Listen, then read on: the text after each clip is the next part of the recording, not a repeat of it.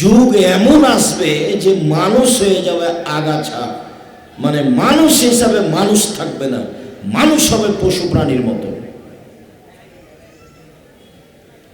পরিবেশ এটাই। কেন মহিলা বাহিরে? ওর বাপ তো আছে, ওর বাপ মানুষ নয়, ওর বাপ হচ্ছে আগাছা, গরু ছাগল পশু প্রাণী। স্বামী আছে, স্বামী আগাছা, গরু ছাগল পশু প্রাণীর মতো। ছেলে আছে, ছেলে আগাছা। এ কথা আমি বলিনি, এ কথা মুহাম্মদ সাল্লাল্লাহু আলাইহি ওয়াসাল্লাম বলেন।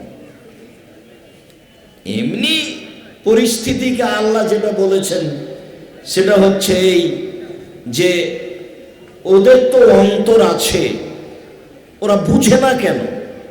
আমি তো ওদের অন্তর বুঝ দিয়েছি, তো বুঝে না কেন?